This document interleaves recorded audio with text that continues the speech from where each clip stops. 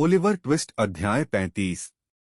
Oliver की मुसीबत का असंतोषजनक परिणाम और हैरी मेली और रोज के बीच एक महत्वपूर्ण बातचीत। जब घर के लोग ओलिवर की चीखों की ओर आकर्षित होकर वहां पहुंचे तो उन्होंने उसे पेल और परेशान पाया। वह घर के पीछे के मैदान की ओर इशारा कर रहा था और मुश्किल से यह शब्द बोल पा रहा था, यहूदी। यहूदी। मिस्टर गाइल्स समझ नहीं पाए कि यह शोर क्या मतलब रखता है, लेकिन हैरी मेली, जिनकी समझ तेज थी और जिन्होंने ओलिवर की कहानी अपनी माँ से सुनी थी, तुरंत समझ गए। उसने किस दिशा में भागा? उन्होंने पूछा, एक भारी लकड़ी उठाते हुए जो कोने में खड़ी थी। वह ओलिवर ने कहा, उस आदमी की दिशा की ओर इशारा करते हुए। मैंने उन्हें एक पल में खो दिया। तो वे नाले में हैं, हैरी ने कहा। पीछा करो और मेरे जितना करीब रह सको रहो। यह कहते हुए वह झाड़ी के ऊपर कूद पड़े और इतनी तेजी से दौड़े कि बाकी लोगों के लिए उनके करीब रहना मुश्किल हो गया। गाइल्स ने अपनी क्षमता के अनुसार पीछा किया और ओलिवर भी उनके पीछे था। कुछ ही मिनटों में मिस्टर लॉसबर्न, जो टहलने गए थे और अभी लौटे थे, झाड़ी के ऊपर गिर पड़े और खुद को उठाते हुए उसी दिशा में तेजी से बढ़े, लगातार शोर करते हुए कि क्या हो रहा है। वे सभी बढ़ते रहे और एक बार भी नहीं रुके जब तक कि नेता ओलिवर द्वारा दिखाए गए क्षेत्र में नाले और झाड़ी की बारीकी से जांच करना शुरू नहीं किया, जिससे बाकी लोगों को आने का समय मिला। और ओलिवर ने मिस्टर लॉसबर्न को बताया कि इतना तेजी से भागने के कारण क्या था। खोज बेकार थी। वहां हाल की कदमों के निशान भी नहीं थे। वे अब एक छोटे पहाड़ी की चोटी पर खड़े थे, चारों ओर खुले खेतों को देख रहे थे। बाईं ओर एक गांव था, लेकिन ओलिवर द्वारा दिखाए गए रास्ते पर जाने के लिए पुरुषों को खुली जमीन का चक्कर लगाना पड़ता, जो इतना कम समय में करना संभव नहीं था। एक घना जंगल मैदान के एक और दिशा में था, लेकिन वे उस जगह तक भी नहीं पहुंच सकते थे। यह एक सपना होना चाहिए, ओलिवर, हैरी मेली ने कहा। ओह नहीं, सच में सर, ओलिवर ने कहा, पुराने दुष्ट की याद से कांपते हुए। मैंने उसे बहुत स्पष्ट देखा। मैंने उन्हें दोनों को जितना मैं आपको देखता हूं उतना स्पष्ट देखा। दूसरा कौन था? हैरी और मिस्टर लॉसबर्न ने एक साथ पूछा। वही आदमी जो अचानक मुझे इन पर मिला, ओलिवर ने कहा। हमारी आंखें एक दूसरे पर टिकी थीं और मैं उसकी पहचान कर सकता हूं। क्या उन्होंने इसी रास्ते से भागा? हैरी ने पूछा। क्या आप निश्चित हैं? जितना मुझे यकीन है कि लोग खिड़की पर थे, ओलिवर ने कहा, जैसे ही उन्होंने बोलते हुए झाड़ी की ओर इशारा किया जो कॉटेज के बगीचे को मैदान से अलग करती थी। लंबा आदमी यहीं कूद गया और यहूदी कुछ कदम दाईं ओर दौड़ते हुए उस गैप के माध्यम से चला गया। दोनों सज्जनों ने ओलिवर के गंभीर चेहरे को देखा और एक दूसरे को देखकर उन्होंने उसकी बात की सटीकता पर संतोष जताया। फिर भी किसी भी दिशा में भागते हुए पुरुषों के पांवों के निशान नहीं थे।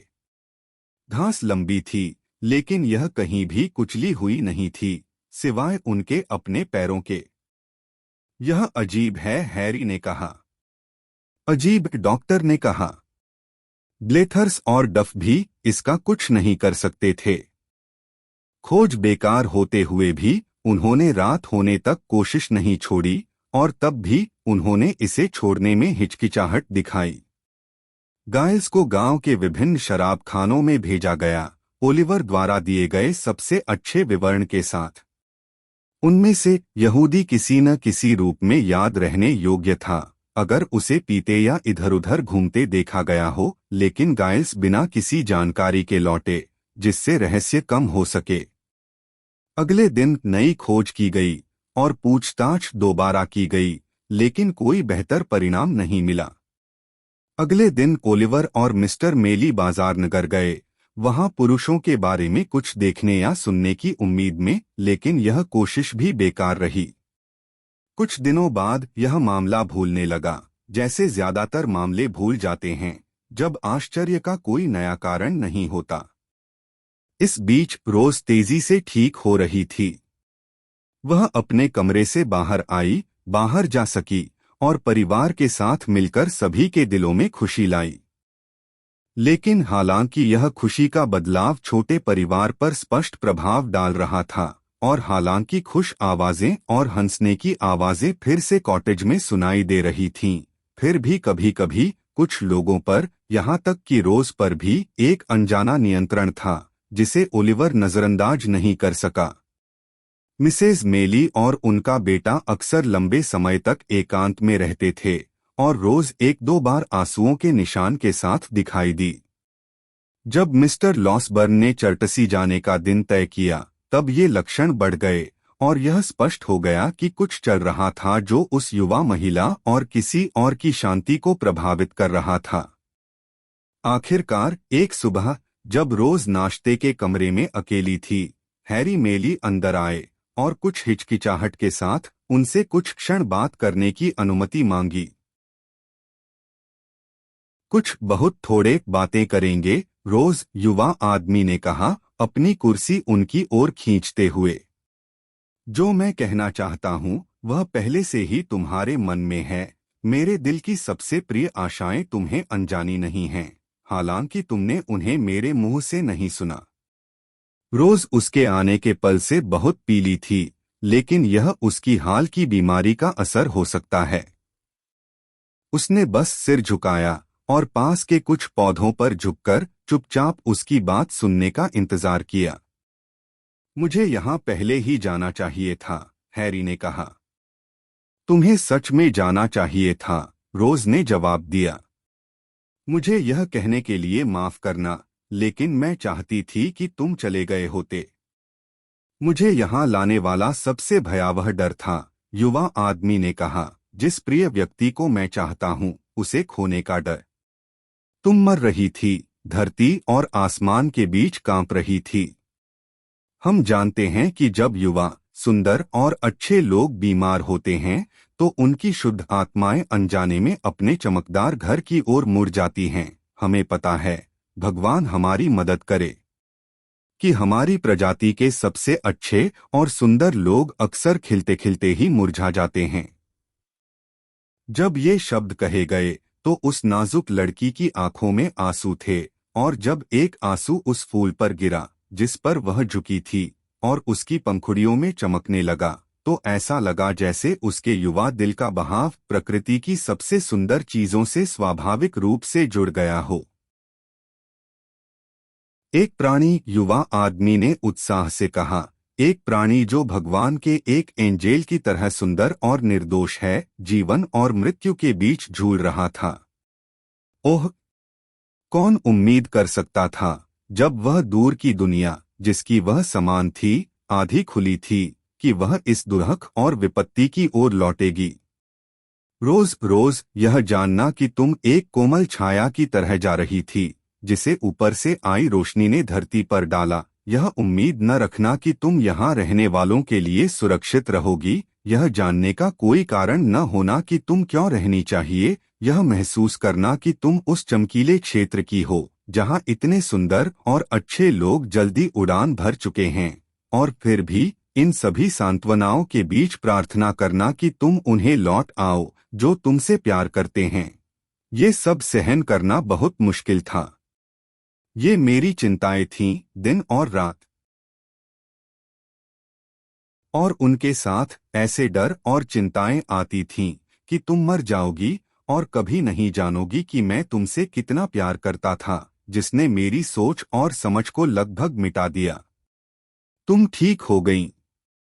दिन ब दिन और लगभग घंटे ब दिन तुम्हारी सेहत का एक टुकड़ा वापस आया, और तुम्हारे भीतर जो थकीत की जिंदगी का प्रवाह था, उसके साथ मिलकर इसे फिर से एक तेज लहर में भर दिया। मैंने तुम्हें लगभग मौत से जीवन में बदलते देखा, अपनी आंखों से जो उत्सुकता और गहरी भावना से अंधी हो गई थीं। मुझे मत बताओ कि तुम चाहती हो कि मैंने यह खो दिया, क्योंकि इससे मेरा दिल सभी मानवता के लिए नरम हो गया है। मैं यह नहीं कहना चाहती थी, रोज ने आंसू बहाते हुए कहा, मैं सिर्फ यह चाहती थी कि तुम यहाँ से चले जाते, ताकि तुम फिर से ऊंचाई और महान कार्यों की ओर लौट पाते, उन कार्यों की ओर जो तुम्हारे लिए योग्य हैं। मेरे लिए इससे अधिक योग्य कोई कार्य नहीं है। सबसे ऊंचे स्वभाव के लिए तुम्हारे जैसा दिल जीतने का संघर्ष, युवा आदमी ने कहा, उसका हाथ थामते हुए।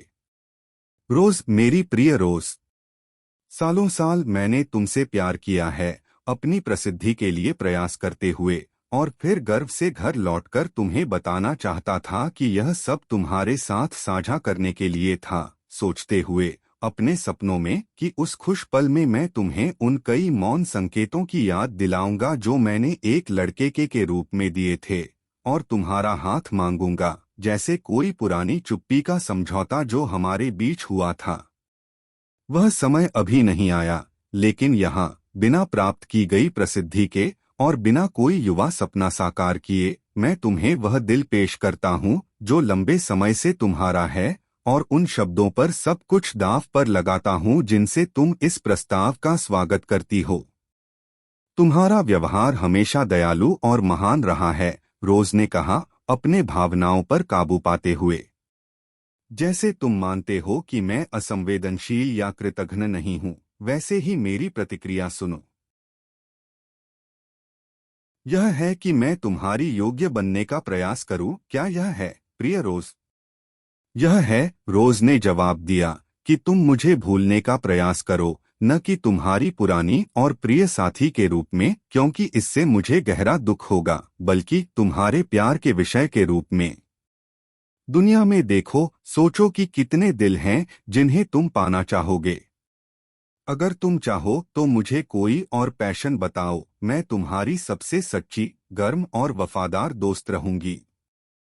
कुछ पल के लिए चुप्पी रही, जिसमें रोज, जिसने एक हाथ से अपना चेहरा ढक रखा था, अपने आंसुओं को बहने दिया। हैरी ने अभी भी उसके दूसरे हाथ को थाम रखा था। और तुम्हारे कारण, रोज, उसने अंततः धीमी आवाज में कहा, इस निर्णय के लिए तुम्हारे कारण। तुम्हें उन्हें जानने का अधिकार है, रोज ने कहा। तुम मेरे निर्णय को बदलने के लिए कुछ नहीं कह सकते। यह एक कर्तव्य है जिसे मुझे निभाना है। मैं इसे दूसरों और अपने लिए भी चुकाना चाहती हूँ। अपने लिए? हाँ हैरी, मुझे यह चुकाना है कि मैं, एक बिना दोस्त, बिना संपत्ति वाली लड़की, अपने नाम पर कलंक के साथ, तुम्हारे दोस्तों को यह कारण नहीं देना चाहती कि मैंने तुम्हारी पहली चाहत के सामने हार मान ली और अपनी उम्मीदों और योजनाओं पर बोझ बन गई। मैं तुम्हारे और तुम्हारे दोस्तों के लिए यह जरूरी समझती हूँ कि तुम अपनी उदार प्रकृति की गर्मी में इस बड़े बाधा का सामना न करो। अगर तुम्हारी इच्छाएं तुम्हारे कर्तव्य की भावना के साथ मेल खाती हैं, हैरी ने कहा। वे मेल नहीं खाती, रोज ने गहरे लाल होते हुए जवाब दिया। तो क्या तुम मेरे प्यार को लौटाती हो, हैरी ने कहा। बस यही कहो, प्रिय रोज, बस यही कहो, और इस कठोर निराशा की कड़वाहट को कम करो। अगर मैं ऐसा कर सकती, बिना उस पर भारी अन्याय किए जिसे मैं प्यार करती थी, रोज ने कहा, तो मैं कर सकती थी। इस घोषणा को बहुत अलग तरीके से स्वीकार किया, हैरी ने कहा। कम से कम यह मुझसे छिपाओ मत, रोज। मैं कर सकती थी, रोज ने कहा। ठहरो, उसने कहा, अपना हाथ खींचते हुए, हमें इस दुखद बातचीत को लंबा क्यों करना चाहिए?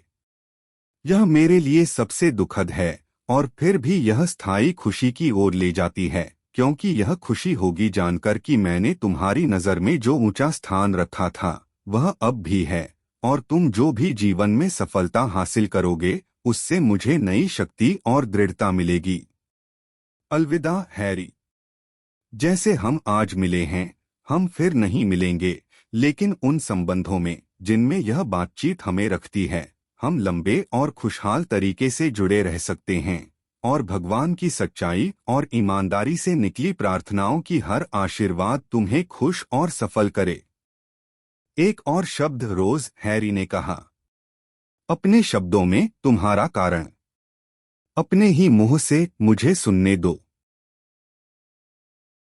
तुम्हारे सामने जो संभावना है, रोज ने दृढ़ता से उत्तर दिया, वह बहुत शानदार है। सभी सम्मान जो बड़े टैलेंट और प्रभावशाली संबंध लोगों को सार्वजनिक जीवन में मिलते हैं, तुम्हारे लिए हैं।